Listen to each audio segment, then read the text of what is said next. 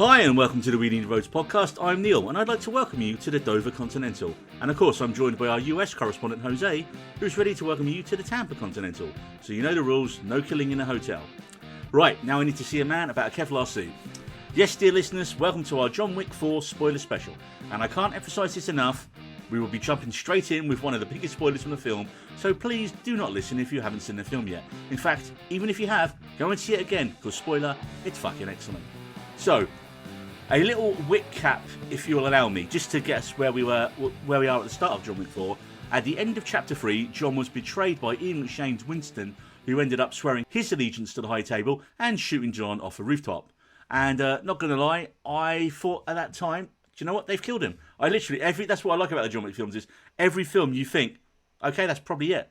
Because the amount of shit he goes through each time, you're like, okay, yeah, I think he's going to do it then. But no, luckily for John, he is saved and taken to Lawrence Fishburne's Bowery King's underground bunker, where the two agree to join forces against the High Table. So that takes us nicely up to John Wick 4, which as always stars the legendary Keanu Reeves, #nicest man in Hollywood, as the titular Wick, and returning from the previous chapters, we have Ian McShane's Winston Scott, who's the manager of the New York Continental, and now the sadly recently passed away great Lance Reddick as his concierge Sharon, and of course Lawrence Fishburne's The Bowery King. But what's a John Wick film without adding in loads of brilliant kick-ass new characters, some good, some bad, and a first note here we have Hong Kong action legend Donnie Yen as Kane, a blind retired assassin of the High Table who is a former ally of Wick, but gets pushed back into service to take out Wick with the threat of death hanging over him and his daughter if he doesn't kill his former friend. Our main villain is played by yet another Skarsgård brother, this time Pennywise. Bill Skarsgård, who most of us probably last saw in Barbarian, and here he plays the Marquis Vincent de Gramont, a powerful member of the High Table who makes it his mission to kill Wick. We also get Japanese martial arts legend Hiroyuki Sanada as Koji, the manager of the Osaka Continental, another old friend of Wick, and we meet his daughter Akira, played by Irina Sawayama, who makes her debut here. I knew nothing about her beforehand, and this is her film debut, which is amazing. Fun fact, I actually found out through looking for random tidbits about the movie that she's actually a pop star in Japan. And while looking for casting, I don't know how accurate this is, but I saw it in the new internet, so it has to be true. They explained that they were just looking up the search term popular Japanese pop star, and she was one of the people that popped up. So that's kind of how she got on the radar. Well, because when I was doing my research, she's born in Japan, obviously, but then her and her parents moved to the UK when she was 5, so she's half British, half Japanese citizenship. But yeah, she's like a big pop star, which, to be fair, I'd never heard of her before this film, because, we're old. We're old. We're both like old man music. Also making a big impression is the relatively unknown, at least compared to the rest of the cast for me, is Shamia Anderson as Mr. Nobody, a bounty hunter who initially agrees to freelance for the High Table and definitely doesn't like how that deal progresses for him. But he also has a dog with him, which I'm sure won't be a major plot point later on. And we also have British martial arts star Scott Adkins, who is just like the king of B-movie action films. If you go through Netflix and go action films, I guarantee you Scott Adkins is in probably 30 or 40 of them. And he plays Killer Harkin, the head of the German table, who you might struggle to... And to be fair, if you've seen a Scott Adkins film, you might actually struggle to recognise him because he's under a massive fat suit and a German accent, which I suppose does make all the roundhouse kicks to the face he does all that more impressive looking. You even get Tonks from Harry Potter turning up in a few scenes. Natalie Tenner plays Katia, John's adopted sister and member of his former Ruska Roma family. Wow, I didn't even recognize her. Wow. No, that's her in that, yeah. And of course, finally of note, the Kurgan himself from Highlander, Clancy Brown is in it, quietly menacing the whole way through, and his character is just called the Harbinger, a high-ranking member of the High Table who was brought in to arbitrate the dispute between Wick and the Marquis. So let's dive straight into the big spoiler, and that is, it definitely looks like John Wick is dead. Is he though? Well, that's what we're going to go into here, Jose. See, he has a climactic duel with Kane, but he doesn't fire his third and final shot. And that tricks the Marquis, who was being a giant pussy and making Kane be his proxy in the fight, so that he thinks Wick is out of ammo. And then, of course, being a giant dick, he jumps in to deliver the killing blow, only for Wick to have a spare bullet, having not fired on purpose in the last round, And at such quarters, Wick doesn't miss, and he shoots the Marquis right in the head. And that was great. Well, the thing is, though, I thought at this point, surely he would survive, right? Because he'd been shot 3 times in the jaw with a pistol. That is nothing compared to what his character had been through in the whole rest of the film. And that's why I think there is possibility for a 5th film. I've heard of other reports saying that they're going to go on to spin-off territory with Ana de Armas, even spin-off with Akira because of the ending that you see with the credits. Yeah, I mean, I thought this was it, man. Like I said, mm-hmm. I mean, I did wonder, okay, is it the accumulated damage that he's acquired throughout the film and it finally takes its toll? But when he got shot the 3rd time by Kane, I actually thought Kane had specifically aimed for that big belt that he pulls off as he's walking down the steps. And I thought, okay, so perhaps the 3rd shot didn't hit him cleanly or it was absorbed by this belt and he's going to be fine. I think there's just potential for him to have just like, okay, he passed out, but they saved him. And I think he's in hiding. He's under a different name. Because he's free. He's free though at the high table, so he doesn't need to be. Who knows? There could be some bad blood with other assassins. I think there is a potential that if they really wanted to, they could just rewind at the beginning of the next movie and be like, okay, he passed out, but then he shows up in a bed. They've done it before in many other movies. But I don't know. I think if he's dead, I think he's dead, and he should stay dead. On that point, I do agree. Like, I'm just saying that there is an opportunity that the studios will get hungry, but I honestly think this was a good end. I really liked how they flash back to his wife, who I wonder if they used an old scene that was in the original film. Yeah, I wondered that. I thought, are we getting a flashback to a flashback from the first film? But yeah, like you say, he has that kind of moment of his his life flashing before his eyes. And what does he see? He sees his wife. And then he actually dies on the steps of church. And he's at peace. And I forget who says it earlier in the film, but one of the characters says, John Wick will only find peace in death. And although it's initially shocking, a lot of people are like, he's probably not really dead.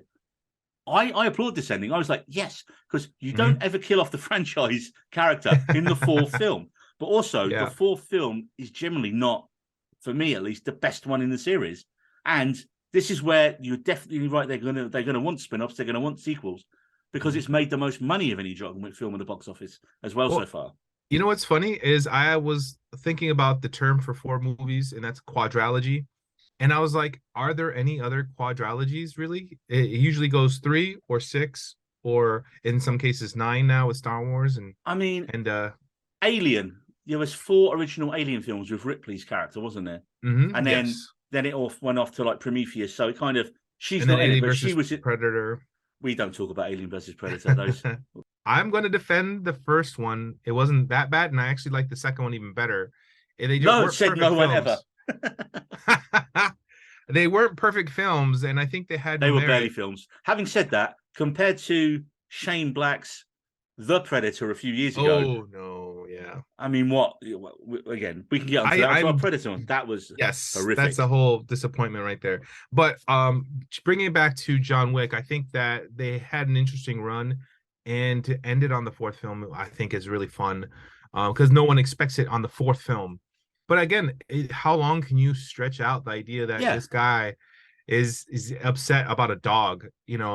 That's really what it comes down to. He is upset. Well, it was about a dog in the first film, wasn't it? And then in the next film, because he killed the people, because of connections to the people he killed in the first film, they then were after him in the second film, so he had to kill more people. And then the more people he killed in that one connected to someone in this one, and it went on and on and on. So I kind of like how it's like, look, you guys settle it one-on-one, and then it's over.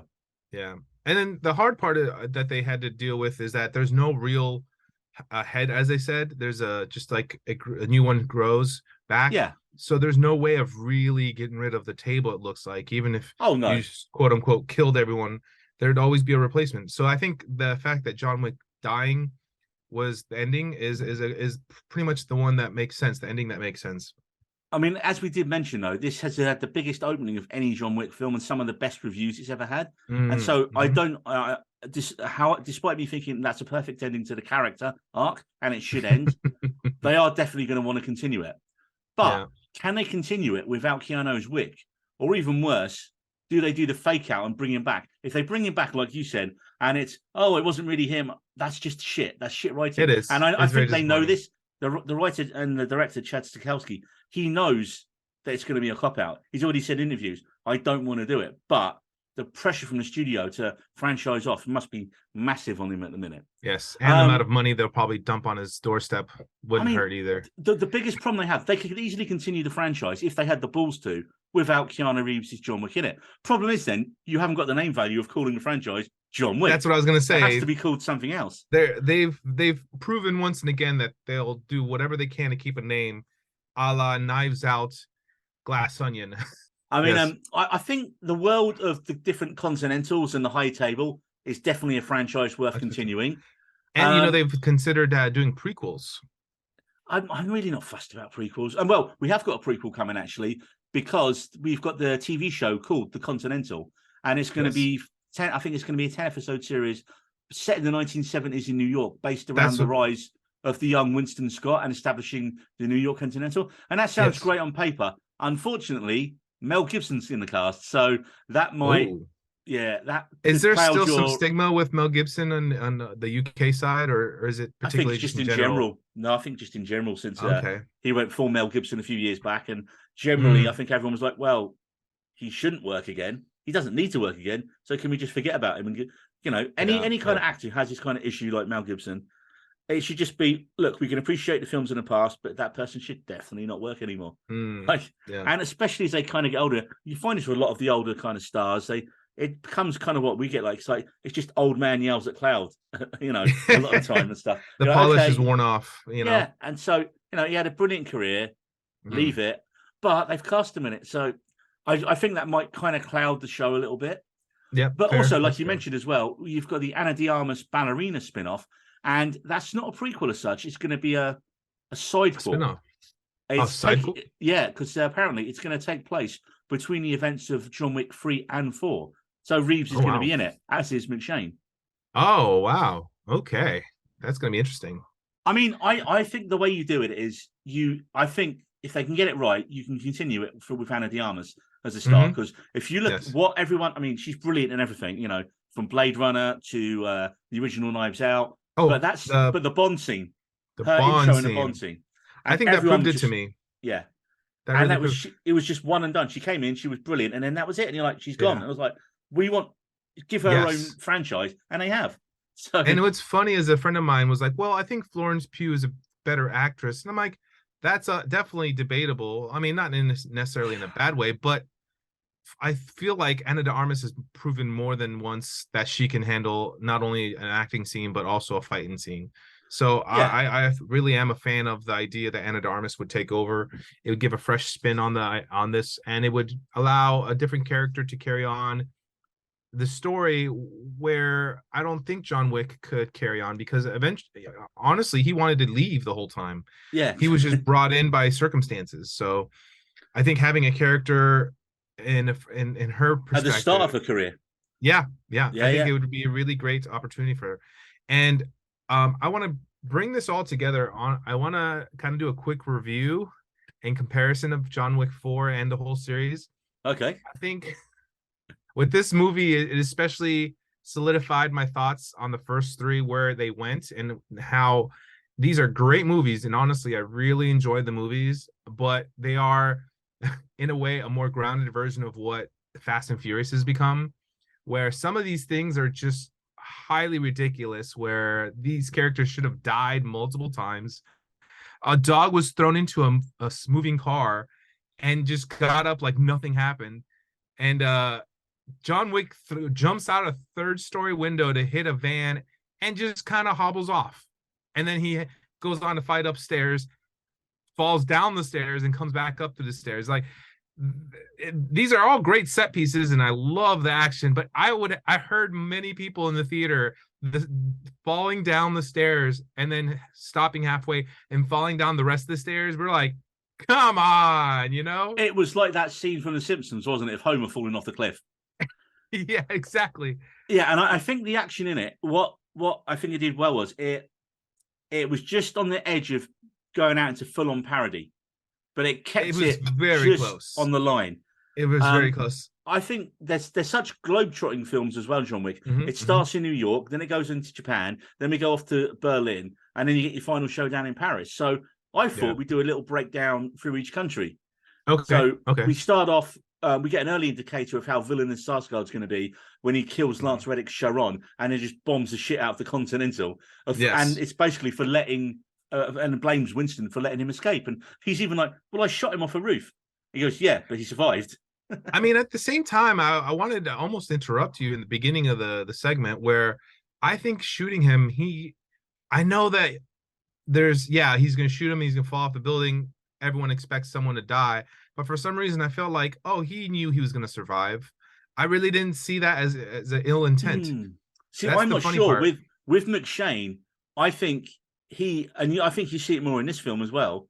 He's only purely out for himself. And in the first few films, it's all he cares about is the Continental, his hotel, right?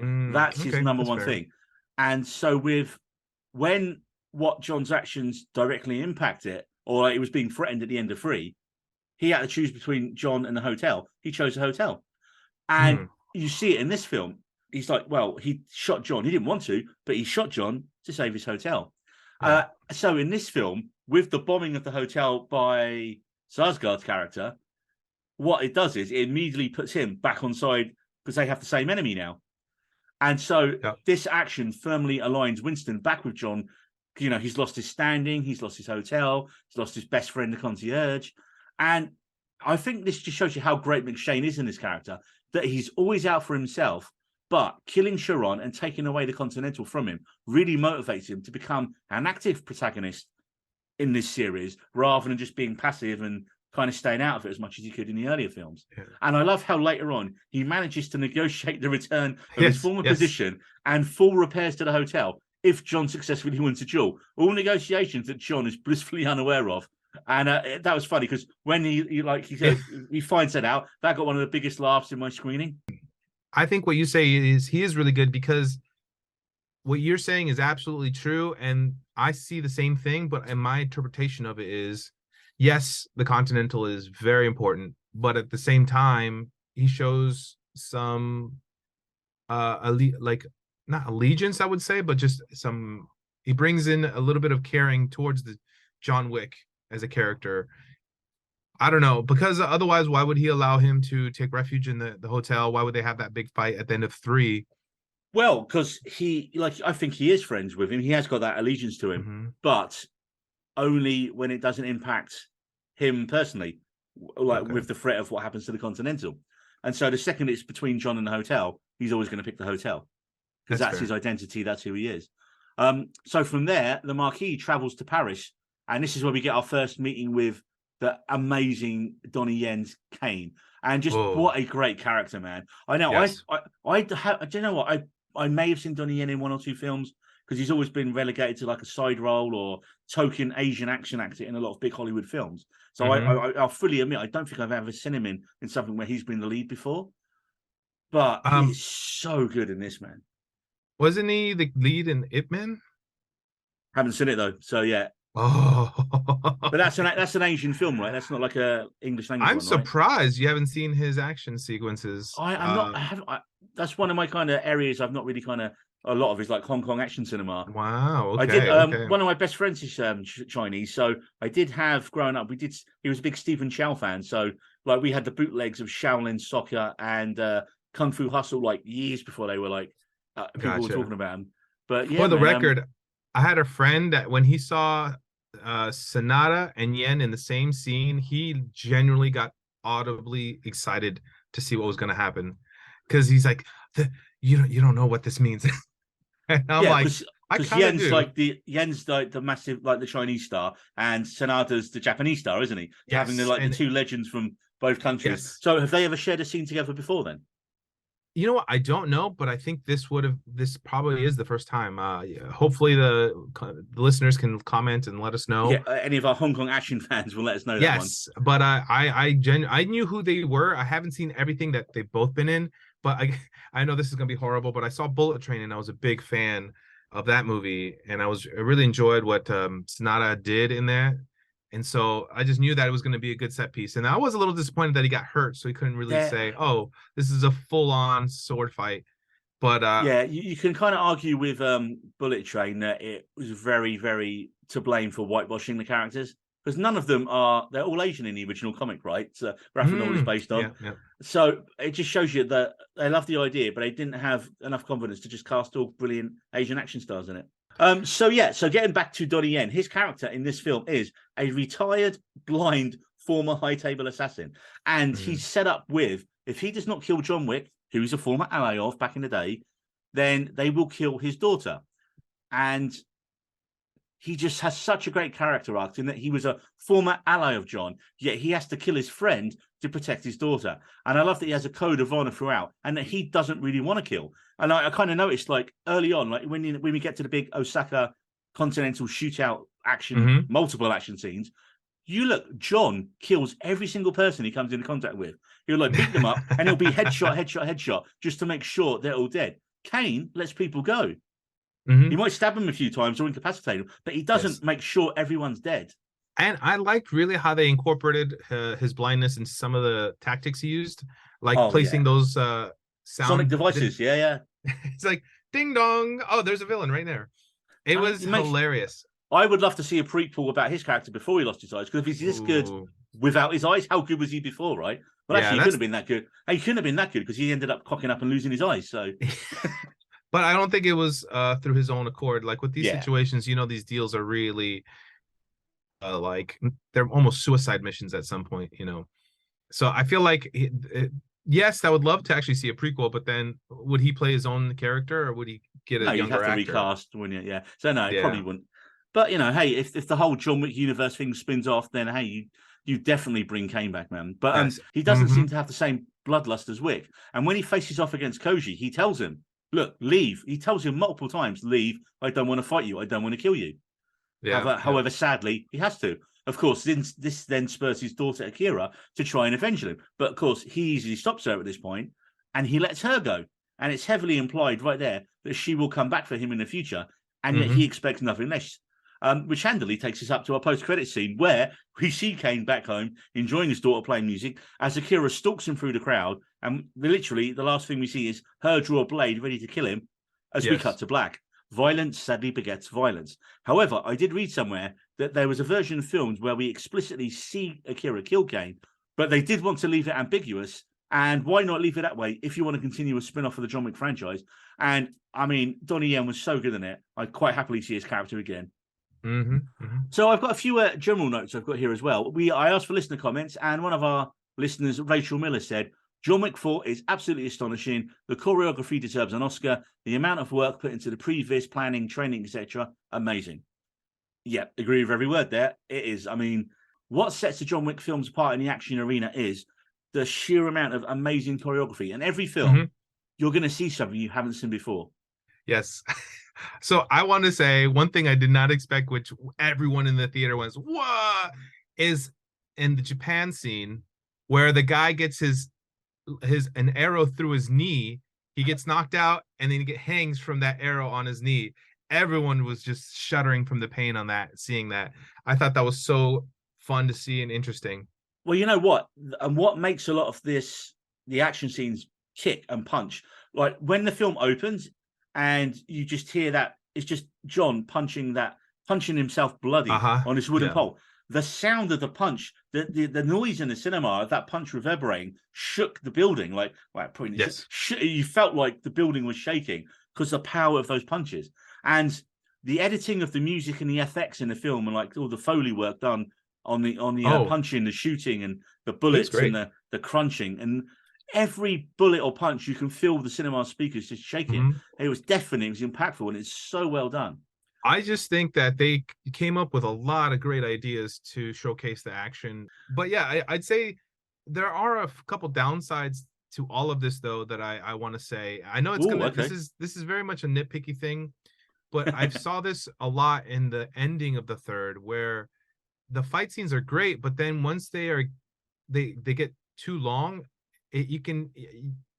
so I'm comparing this to the movie Atomic Blonde. Atomic Blonde, I think, had the same same fight. It was the same production team as well, wasn't it? Yes. So the difference between Atomic Blonde and the John Wick movies is one was the female character was the main person fighting, and two, I think they compensated for size, but also they accounted for the length of the fights where they looked visibly tired. In the John Wick movies, they're getting beat up so much and they're getting damaged, but at the same time they're still moving at what seems to be like even 90 to 100%, which as a regular film goer, I don't think it's an issue, because I think with all of these movies, you kind of have that suspension of disbelief. But for me, just kind of being a little more critical, it takes me out just a tad bit, you know? I don't have the same problem with it purely because it's such a heightened world. The film sticks to their own rules it sets out. Like when the film started and people were shooting each other and and they were blocking it with their arms. I was like, what the hell's going on? But then they explained everyone's got Kevlar lined suits and well, pretty much Kevlar lined everything. So I was early on, you're just like, okay, so. And they even address that in the way the action's done. So the people come in with the masks and all the armor. So John has to make sure he shoots them right in the face repeatedly. And there's loads of sequences of him doing that. So it knows, it sets up its rules. It goes, well, yeah, why wouldn't, if everyone's wearing masks, then how do we do that? And they address, and it's a question you're posing yourself when you're watching it. And they immediately, that's why it's so well edited, because you're going, well, they're thinking that, and already they know how they're going to fix it. Yeah. You know, like you're thinking, well, wait a minute, that's something. Oh, okay, that's why. Literally, sometimes in the same scene. Another nitpick, though, is in the first scene in Japan where they first show off all the tailored suits that are bulletproof. I did notice, though, even with the suits, they would make a sound kind of like they were hitting metal. And I'm just like, okay, I think in the previous one, they did a good job where they didn't really show off the metal sound. But in this one, I'm like looking at it and I'm like, I don't know. Again, this is very nitpicky because I enjoyed the movie. I had a fun time, but it's just little things that I noticed. None of those things are hills that I would die on for this film, Jose. I will say one thing you did do. I'll quite mention that you're right on is my main concern before I went in is that I thought 3 was maybe the weakest of the franchise, and it went on a bit too long, and I was getting a little bit bored in the action scenes. And this film was longer. This was 2 hours 40 minutes, and I thought, oh wow, I didn't feel it. How can an action film keep my attention that long? But it's down to the editing and the pacing. And there's enough variety in the different set pieces that each time you're watching something different, and it kept your attention constantly glued to the screen. And it realized, the filmmakers realized that all the set pieces need to be really inventive to keep you engaged with, but they did that massively.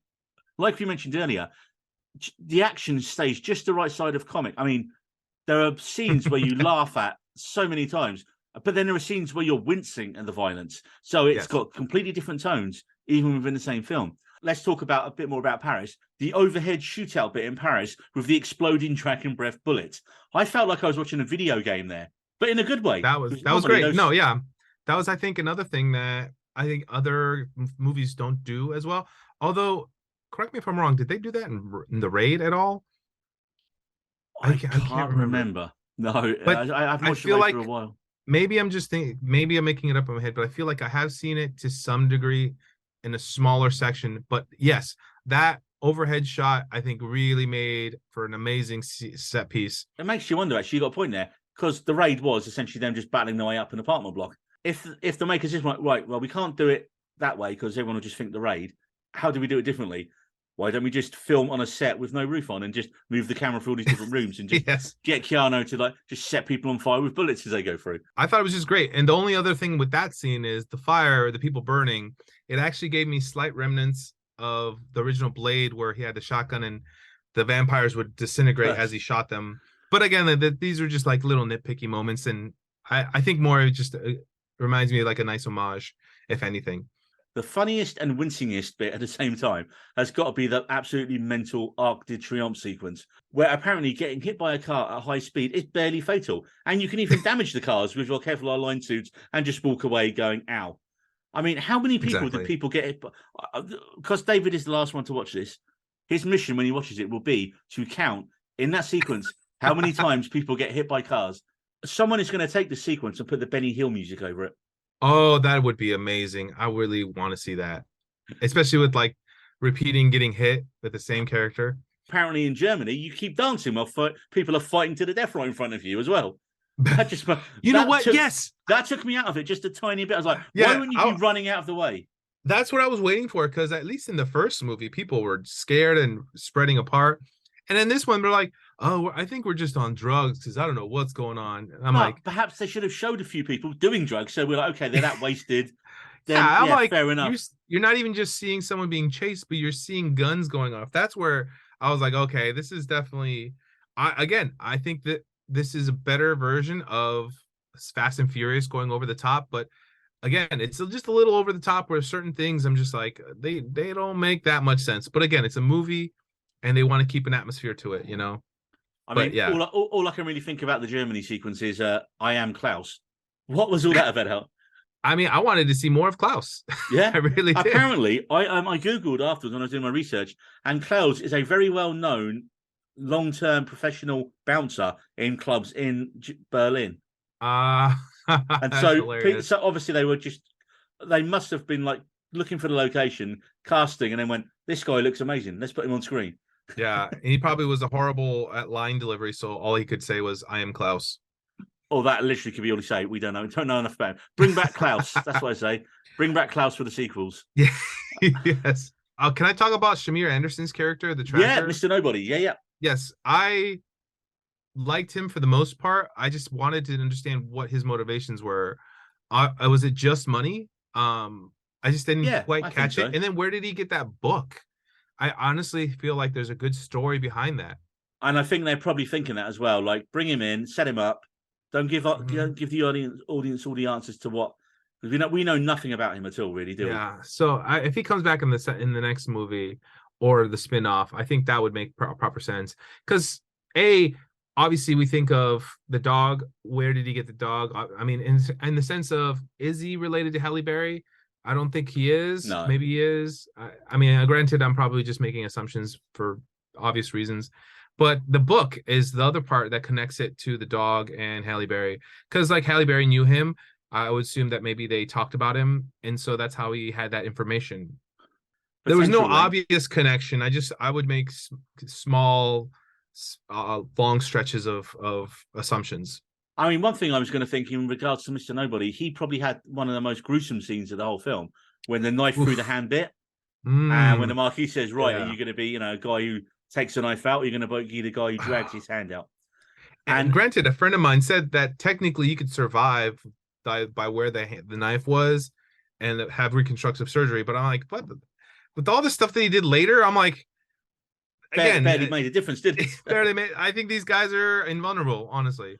I mean, I think the point of Mr. Nobody was purely, I mean, yeah, like you say, for the setup, I would like to know more about the book. I would like to know anything about him, because we don't know anything about it, other than he's a really good bounty hunter / tracker, and he has a really nice dog. Yes. But and his dog is worth more than $36 million. But here's the thing, right? I bet you money, the second he saw the dog was like, well, John Wick, he can't be a bad guy because he's got a dog, and John Wick loves dogs. Therefore, that's definitely going to be a plot point later in the film. And of course, we get to the pivotal point where John has to choose between shooting him or shooting the guy who's about to shoot his dog. And he shoots the guy who's about to shoot the dog. And then, of course, Mr. Nobody's immediately like, oh, well, I can't kill him now. He likes dogs. He saved my dog. John's a good dude. I'm just going to go sit up. And then, but this is a weird bit. He then makes his way up, sits down, watches the final battle with a beer. Like, no one said, who the hell's this random guy who's turned up? No one addresses him. He's not even involved in any of it. He's just sitting there with his dog. Like, that was so clearly filmed somewhere else at a different time. Yes, I think so. And to be honest, it's just a flimsy thing to do with, you saved my dog, so I'm not gonna collect the $36 million or $35 million bounty on you. I mean, I respect what they wanted to do. I just don't think it was the strongest decision. I mean, the second I saw he's got a dog, I was like, he's definitely going to be on the same side as John Wick at some point in this film. Yeah. I honestly thought it was going to be some other thing where he was on his side the whole time and he was just trying to steal I money. did think that early on. I wondered that early on because he kept helping him out at the start, and then they upped the money, and then it's like, okay, now he's definitely after him. Because at the start, he said it wasn't worth enough money, so he didn't bother and let him go. Exactly. So I think his motivation is all money. So yeah, I'd like to talk about in the Paris section. I loved the map district fight section of France, where he had to fight his way through different districts to get to the church on time. Yes. I thought that was really, really well handled, and I loved that for each district and fight scene, he had a different soundtrack. The music was superb. Was it Martha Reeves and the Vandellas? Nowhere to Run. Yes, a little on the nose, but it's perfect. It was just a perfect fusion of song and scene there. As a theater, we were excited to hear Painted Black. Even though it sounded like a slightly different version of it. Oh, it was definitely a remix version of it. Yeah. It wasn't the original. Because I remember when I was a kid, there used to be a Vietnam show called Tour of Duty, and it had Paint It Black as the opening theme music. Wow. Where, years later, apparently, when the show was eventually like released on DVD, because they didn't have the rights anymore, it just had some generic rock music over it.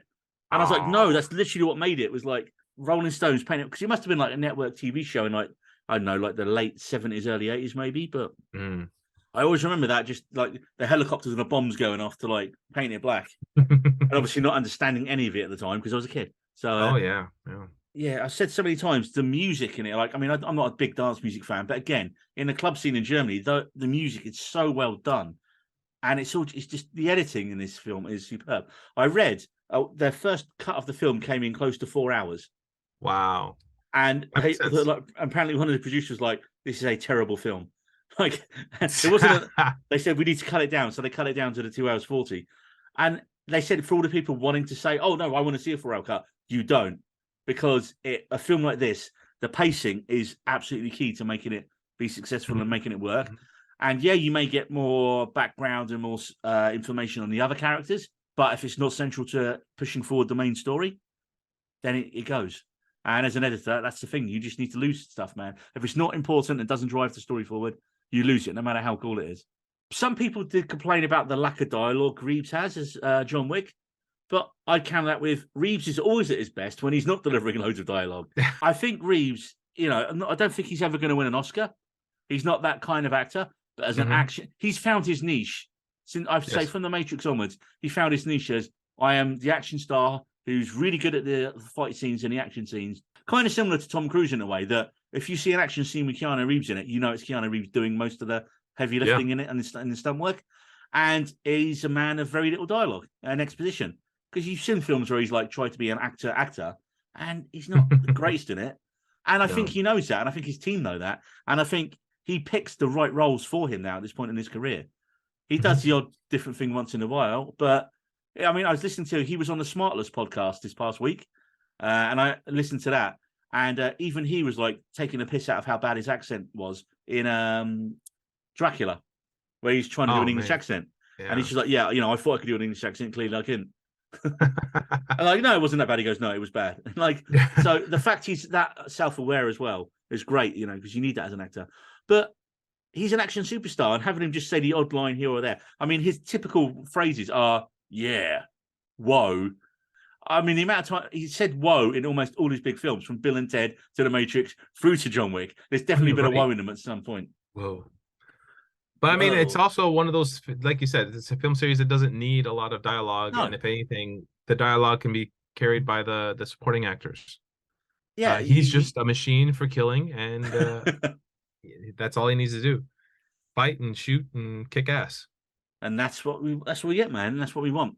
I mean, and speaking of fighting and kicking ass, they're fighting up the step sequence, man. When he has to make it to the church before. And of course, the Marquis is going to be a dick here and up the bounty on Wick to make sure that he doesn't get there in any condition. Yep. And the groan in the cinema, man, when he fell all the way back down after getting to the top. Yeah. This whole cinema was like, oh. Yeah. I mean, he's going to get to that final face-off. You're thinking, how's he going to do it? And then, of course, Kane walks out. And then both of them kick the shit out of everyone getting away up there. Yeah. And it was just brilliant, man. It was just... The one, like I said, there's only a few nitpicky things. And that staircase scene made me think of these guys, the other assassins, as stormtroopers. I mean, how badly do you have to shoot to be mowed down by one guy going upstairs? Yeah, when you've got the high ground. Exactly. He's got the high ground. Yeah. It's just it's one of those things where it's just you really do have to just turn your brain off and just enjoy the movie.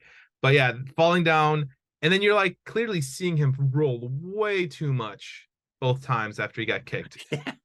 I think if he would have gotten knocked down halfway and then he still kind of made his way up, then it would have been like, okay, we can handle that. But I think it has to be an absolute so, right? Like if he falls down the whole way, it's much more, Jesus Christ, he's got to do all that again, rather than if he falls halfway. Oh, well, he's only halfway. It's not that bad. So it has to be. I think it has to be absolutes in the way they do these kind of things. Yeah, it was a tough thing to balance, I believe, to make it not too groanable. Going back to one of your earlier points, and to do with him being dead and Kane surviving, I think the main reason it happens, and I think that Reeves almost lets him win the duel, because it's obvious, right? And I think one of the characters mentioned it in the film. John Wick has nothing to live for other than vengeance. Kane has his daughter to live for. And we like Kane, despite him killing people. From what we've seen in the film, he's a man of his code and honor. So he has something to live for. John Wick doesn't. Therefore, it makes sense that John Wick dies in it. And it makes sense that John Wick dies at the end. Because Kane deserves to live in this thing. Of course, we don't know whether he does or not by the end credit sequence. But I think they were like, do you know what? He's that good. Let's leave him on the board. They filmed it with him getting killed, and it was obvious. But they've left it where, well, maybe not. As big of a Keanu Reeves is to the core of all of this, a lot of what made these movies great is the extended characters, the side characters. A lot of them were very disposable, but I feel like Ian McShane is an example of someone who just stood out really well. Having all the side characters really just help make the movie more than it could be, more than it should be. Because at its core, it's just a guy looking for revenge. But again, when you make good movies, it could be a simple idea, but it's that execution, pun intended, that really makes the movie better than what it sounds like on paper. And I think with the John Wick series, what makes it so well is it's raised the action and the fight choreography to another level. I think, overall, I absolutely love this film. I think I gave it my initial review, I gave it 4.5 stars, and the half off is just because they are definitely going to try and continue it, and I would have been quite happy for them to end it here. And the half is, don't bring Keanu Reeves back, leave him at peace. That character arc is done. But I think there's only maybe one film that can come close to toppling Wick as the best action film of the year. Jose, what do you think that's going to be? Mission Impossible. Exactly. That's exactly what I've got down here. Yes. Mission Impossible 7. Yes. And it's honestly another movie where the ensemble cast really adds to the film, even though you have a core star of the series in Tom Cruise. And I was just watching, what movie was it? The one with the Burj Khalifa and Jeremy Renner. And that was where Jeremy Renner was supposed to take over after that film. And I was like, Jeremy Renner is a great actor. He's done multiple good action films, as well with the Bourne Identity or the Bourne movies. He was again slated to take over for a franchise where, unfortunately, I think he's more of a great side piece. He's a great supporting actor. He's just, he's one of these actors where you put him in a smaller to mid-budget film and make him the lead, and he'll be brilliant. But he hasn't. I don't think he's got the. He's not in the Tom Cruise. Keanu Reeves a charisma category. thing in a way. He's quite downplayed a lot of stuff, and Reeves does as well. But it's like you say, it's a charisma magnetism thing, and I absolutely love this, Jose. If you had to give it a rating out of 5 stars, how many would you give? I gave it 4.5. I'd say I give it 4.5, and the half off is not because of the potential for Keanu Reeves to be returned, but mostly just because of the things I said earlier. Yeah. Little bits where it takes me out a little bit, only because I'm such a fan of movies. And as much as I feel like they follow the rules set in the world, some of these people are surviving things when they shouldn't survive, or just little things. But overall, it's definitely a movie that I enjoyed a lot, and the series as a whole has been great. Yeah, it's for me, I think it's the best of the series. It was a fitting end to the story of the original Baba Yaga John Wick. And I really hope that when they do continue the franchise, they don't bring him back. They don't find a really shit reason, or indeed any reason, to bring Keanu back. Yeah. But he's killed a lot of bad guys over the last 4 films. And I think John Wick has earned his rest. So go and see it, then go and see it again, because it is definitely a film that I think is going to lose some impact when you're sitting at home watching it. To see it in the cinema with just the amazing cinematography and all the neon, and just how every country has got its own color code, and the cinematography is amazing, the fight choreography is amazing, the direction, the editing. It is a masterpiece of action cinema. Yes, this is a movie that was made to be seen in a theater, and I have to say, I am happy to spend the money to go in the theater and watch this, and I usually spend a little extra to watch it in Dolby experience. My hot take on the John Wick series: 4 was an absolutely amazing addition to the whole series. Probably better than 2 and 3, but personally, to me, John Wick 1, the original, is still the best, because it's coming out of nowhere with a great original idea, and the execution is still wonderful to me. That's Hmm. what John Wick is for me. I think I'd go, if we're ranking our Wicks quickly, then I would go 4 is my favorite, just because everything in the early films was built to this, and it's a perfect send off to the character. And each film, it's kind of, they've come up with something new and exciting and a new bit of choreography. They've brought in all the top action stars that you could think of, all the best in the industry, the best choreographers, the best martial arts stars, and they've just showcased them all in a big film where a lot of times people like Donnie Yen, unless you're into Hong Kong action cinema, you might not have heard of him or even seen him. So I'd go 4, 1, 2, and 3. I thought 3 was a bit bloated and it did get a tiny bit boring. It shows you that I've gone back and watched 1 multiple times. I've watched 2 multiple times. I'm definitely going to watch 4 again. I'll be waiting for the 4K box set of all of them to come out. And yet 3 I've not watched since I saw it in the cinema a few years back. It's the same, yeah. And I can't remember what happens in 2 and 3. And it's a little blurry.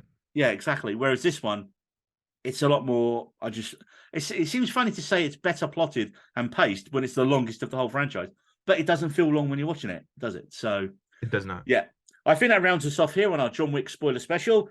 So get on it, guys. We want our 4K, 4 DVD, John Wick super box set. Of course, that does give away a spoiler for everyone who hasn't seen it. That, oh shit, he died. There isn't going to be a 5, John Wick 5, when all the 4 box set comes out. It'd be funny, actually, because people who haven't seen it, and then they see the box set of all 4 come out, and it's called like the complete collection or something. Could be like a minor spoiler there for people. Well, they may not know he dies, but then they could just assume that he just is at peace. To be fair, they do release a complete set every time a new film comes out. I literally saw there's like a John Wick 1 to 3 box set, so I might cut all that. So, yeah, that about rounds off our John Wick spoiler special. And John is now at peace. Leave him there, you utter bastards. We'll see you next time. We needed roads.